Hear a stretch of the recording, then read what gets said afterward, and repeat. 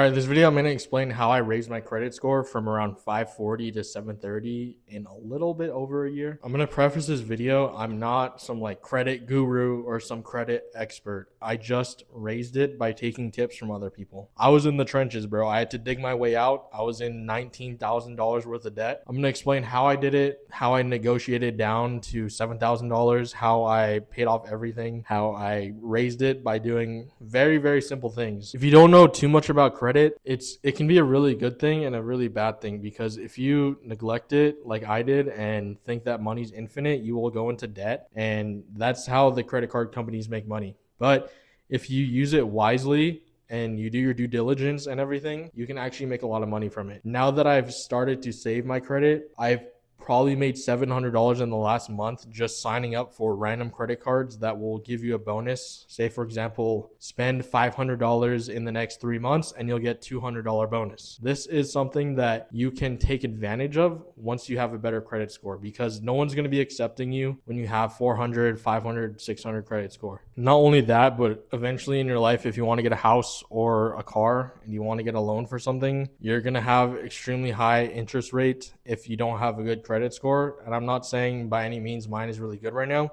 This notepad really just has the timeline of everything. I'm going to be referencing it a lot. So it all basically started in September of 2024. This was about a year and 2 months ago. I was basically being threatened by Discover because I had an $8,000 balance on my card. And they're basically saying, like, if you don't settle this, then we're going to take you to court. We could potentially wage your garnishes, meaning that all the income that I make from my job, they can take a cut. I'm not exactly sure how it works. All I know is that it was scary, and I had to take care of it. The thing is that they were sending me these letters for probably a year before they actually started to, actually threaten to actually take legal action. And a lot of the times this doesn't really happen unless you have a higher credit card balance, maybe over 3,000. I have other credit card balances that are like 1,000 and below, and I never got threatened by them. Basically, I realized that I had to take care of it. It was no longer an option, because if they start to wage my garnishes, then I'm cooked, bro. Like, I probably couldn't pay rent, because how am I supposed to pay rent if they're taking a percentage of my money? It makes sense because I spent $8,000 and I didn't pay them back. So I just took matters into my own hand. I negotiated with them, and the thing is, I'll teach you guys how to do that in this video, what I actually did to negotiate with a lot of these companies to get the price down by over 50%. You have to realize, once you go into this negative debt with these credit cards, they'll sell the balance to collections agencies for pennies on the dollars. So what that means is that you owe Discover $8,500, which is what I owed them, but these collection agencies may be paying like $1,000 to take over that debt. Their job is to basically threaten you and just try to scare you into paying it. All they're trying to do is make money. So what that means for us, the good thing is that you can negotiate the price down, because you'll never know how much they pay, but all you need to know is that they did not pay the full amount. They did not pay $8,500 to take over this debt. I offered them $3,000. That was my first initial offer when I called them to settle the balance, because I didn't really have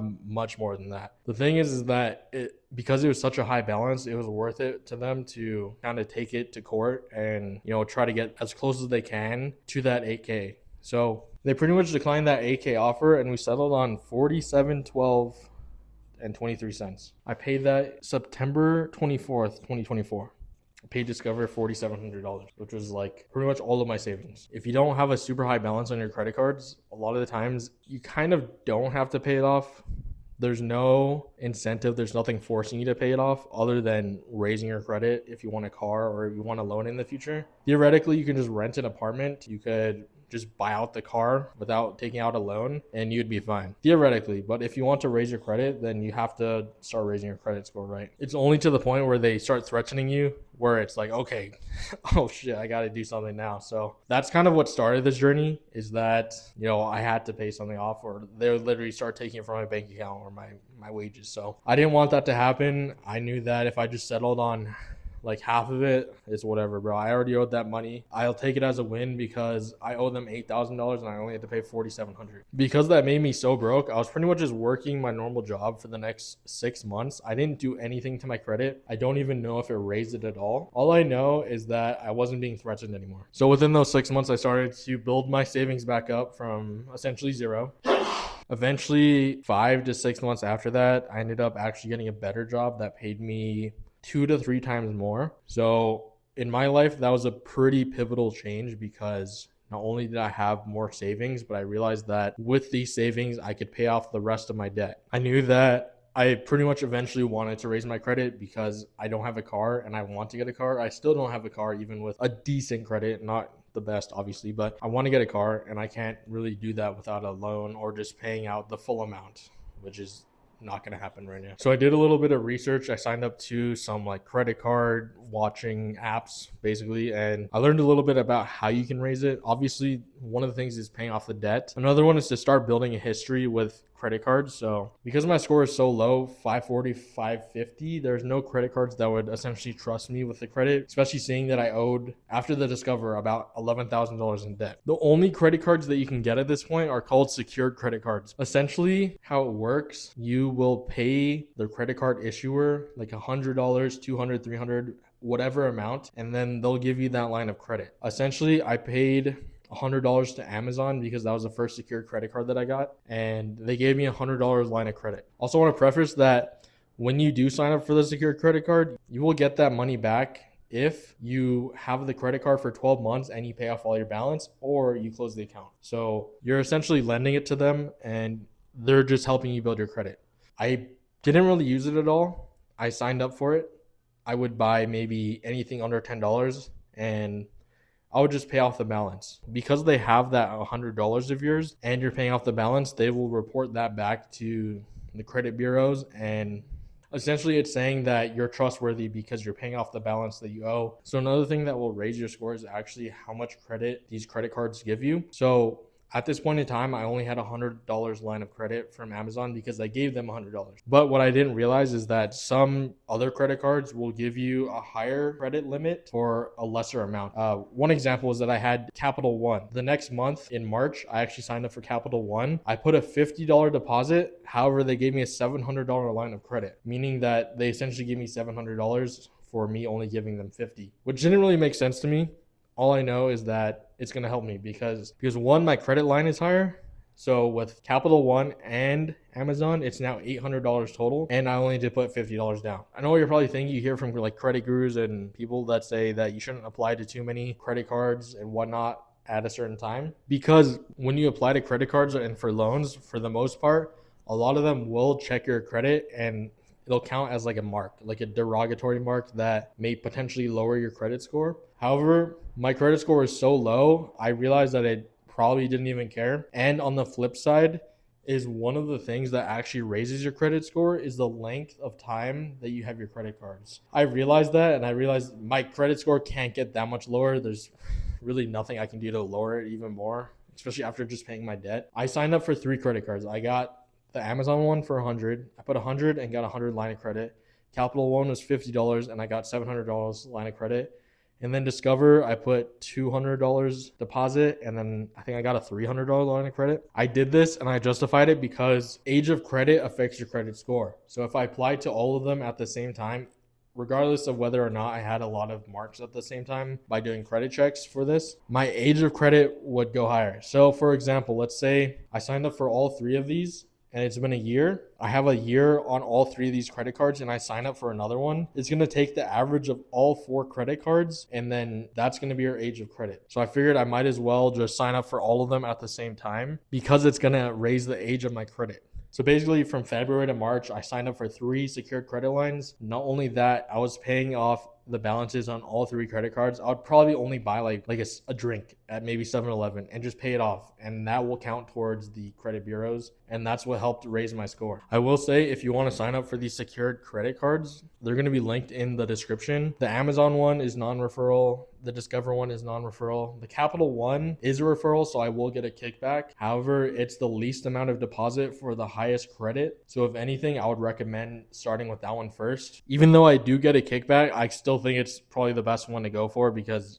you put the least deposit in and you get the highest credit limit. So it's up to your discretion. If you want to do one at a time, go for it. But that's the one I would start with if I were you. Also mention when I signed up for these secured credit cards, the 3 of them, in March of 2025, credit score raised from 540 to 620. So it raised about 80 points from paying off the Discover credit card. And then I also had a month or two of payments made on the credit cards. So it raised 80 points just from that. So basically for a while, it was a little bit stagnant from like March to around May, summertime, June, July. Around this time, I had saved up enough money from my better job and the job previous where I felt like I could afford to pay more debt off because I had a savings, but I also had extra money that I could use to raise my credit. So basically I paid off the threatening Discover off first. I got the 3 secured credit cards.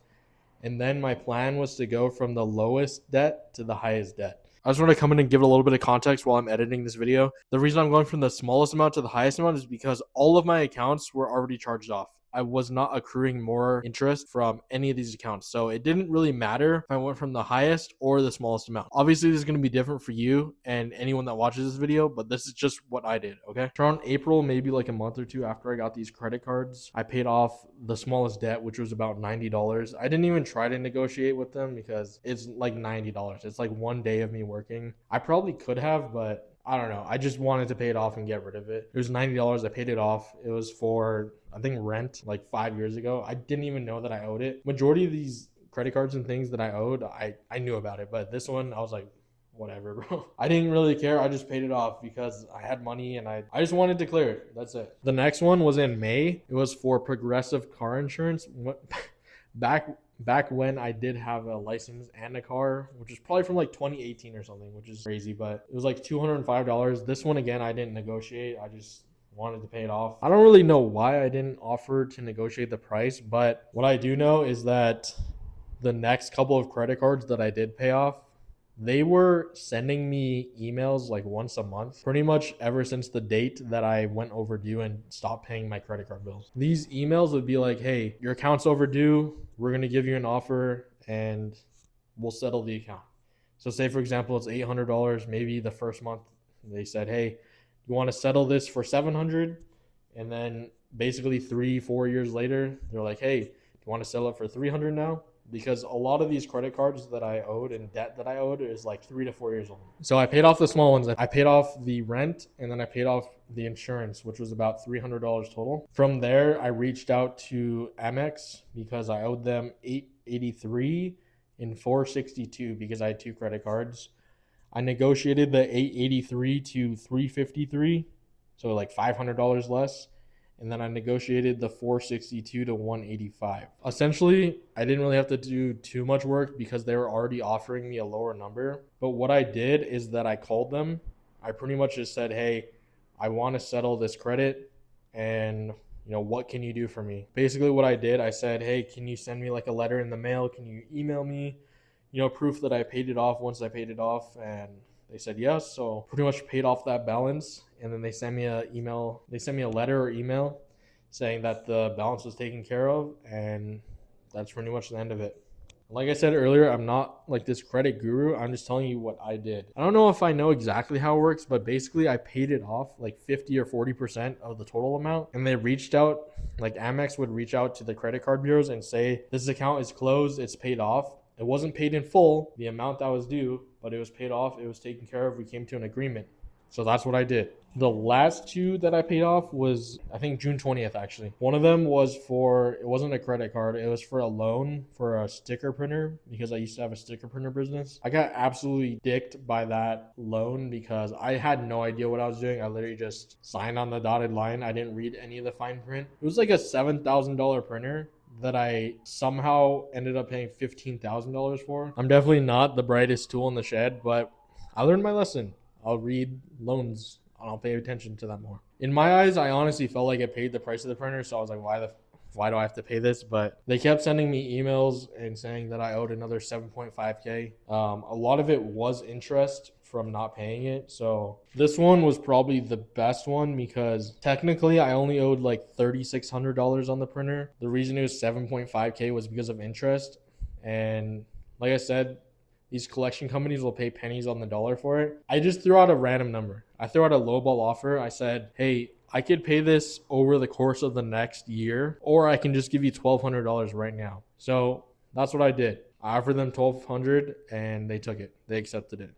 The thing with this, it was like a weird collections agency because during the time of the emails, I got emailed by like 3 or 4 different people, and I don't exactly know what was happening.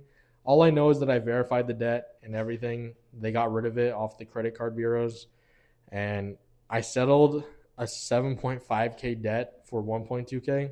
It was technically only 3.6K because the rest was interest, but I don't know. I they just accepted the $1,200 offer, and I said, okay, it's gone now, and I don't have to worry about it. That was the biggest one, and then after that point, I only had one left, which was in August. The reason why this one was so late, it was the Apple Card, is because on Apple they have like a apple.card website or something, and you can sign up to pay in increments, but I wanted to pay it all at once. The thing with Apple, it's like Synchrony Bank or something, is that they would do the same thing as Amex. They would send me emails like, hey, this is past due. We're going to give you an offer of $800, $700. And when I called, I just said, hey, I'll pay 50%.